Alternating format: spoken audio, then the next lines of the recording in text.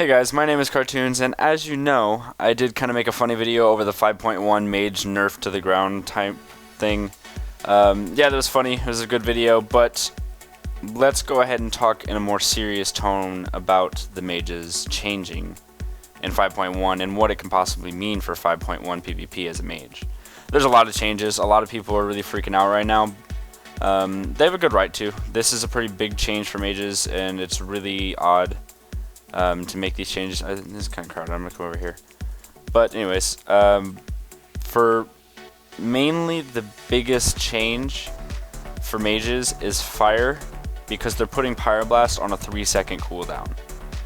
And why, I don't know. I don't really see the point in it. I've read a few forum posts from Blues, and Blues as in Blizzard, and then they've changed it because they feel like fire mages shooting a bunch of Pyroblast into people was a bad thing. I guess like shooting 4 or 5 Pyroblasts into people was a bad thing.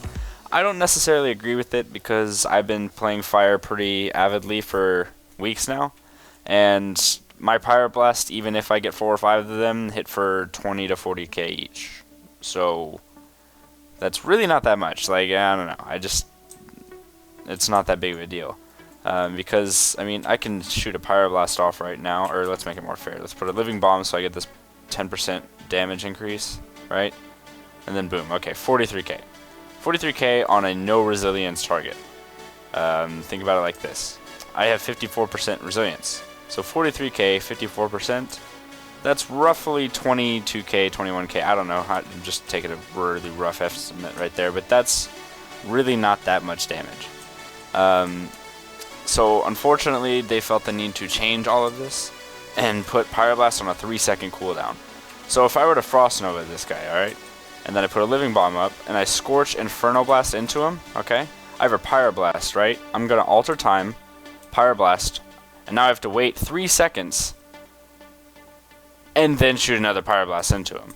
And it really changes the whole dynamic of Fire Mages as is, because Fire Mages are known to do pretty substantial damage just because of the amount of burst they have.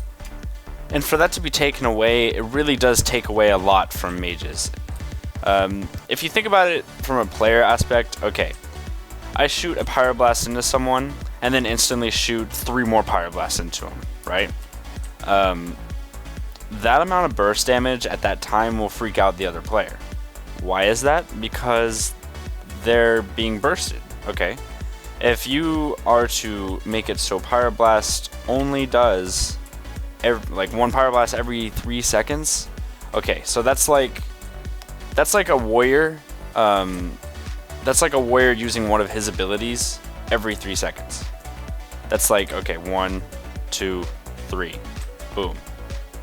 Like, it's not very reliable. It makes mages inviable for PvP, unfortunately, and it just, I don't know, it won't be very strong. Like, you won't be able to kill someone, that's for sure. I can hardly kill someone as is right now as fire.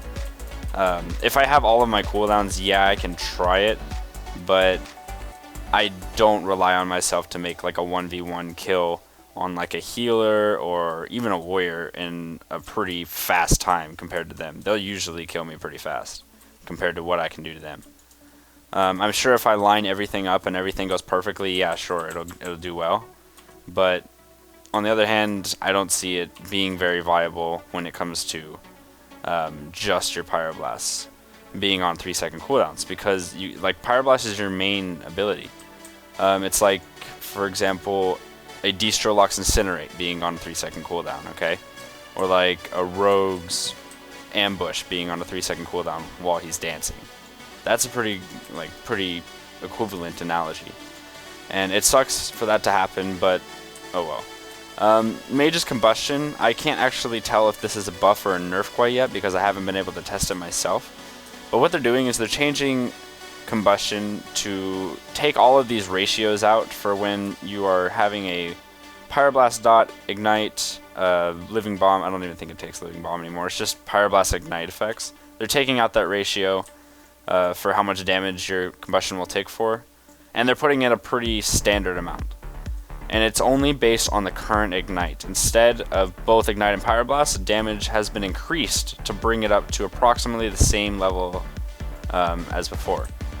So what it's saying, anyways, from what I've read, is the fact that if I have a, let's see, if I have this ignite right now, 5,705 on this target, and I combustion on him, my combustion will be 5,705 per second for 20 seconds. With the combustion glyph, I haven't really tested that quite yet, so I don't know. It could be 10,000. That would be crazy.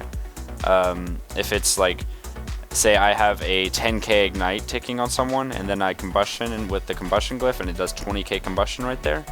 That'd be really crazy due to the fact that you can get your ignites to, say, let's see if I can get a pretty decent one right now.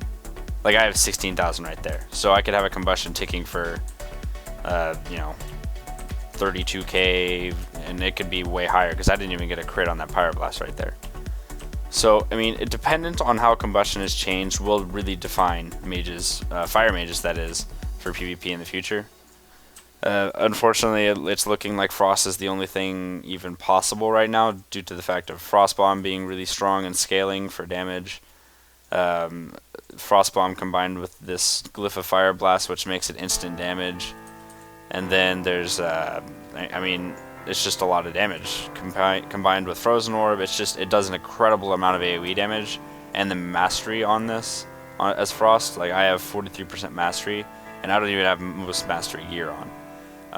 It's 43% increased damage on frozen targets, and your pet does a crap ton of damage, and a lot of it is instant. It's really, I don't know, it's interesting how that's working, because I don't know. I wish that Fire and Frost were viable like it was in Kata. Frost and Fire were completely viable together. You could play either or, like you were respected in the PvP community for playing either or. It really doesn't matter as long as you're good at it. Unfortunately, it's become a dominant spec again. It's just, I don't know. I don't really appreciate that as a game player. I prefer it all to be viable. Like Arcane is just boring, so no one really plays it. I mean, somebody out there must play it. Cool if you do, but I mean, I don't see it as fun at all. So Arcane's out, Fire's being nerfed from what I understand, and then Frost is pretty huge amount of damage right now, but I could see it being nerfed pretty hard soon. Even though they did in 5.1, they're going to be nerfing Ice Barrier. Ice Barrier will only do 75% of the absorbs it has now. It's getting a 25% nerf. And I agree with that. Ice Barrier is a really, really strong shield, especially against melee. It kind of needs to be toned down a little bit, even though it can be dispelled. It's only a 25-second cooldown. That's a lot of damage, because if you think about it, an absorb is a heal. You're not taking 73% damage, so it is basically a heal. That's a pretty huge amount of damage, and it's okay for it to be nerfed a little bit. I understand that. I'm not going to complain about it at all.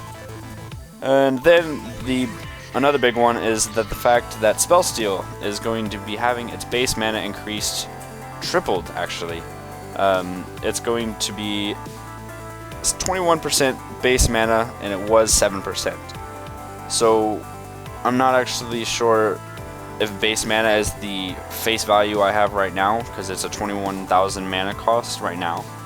I don't know if that's going to be 63,000 when it comes out. I don't know yet.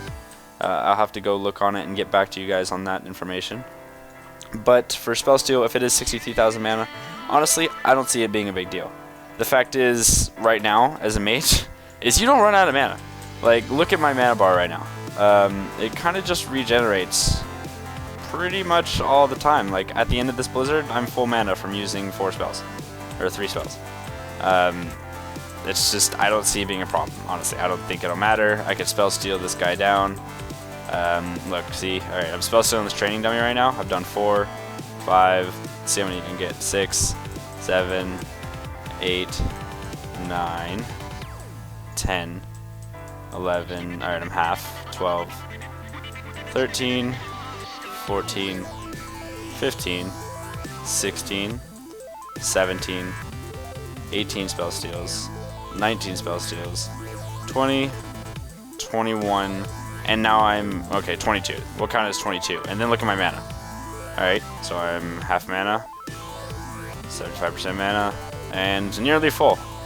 And now I am about full. See?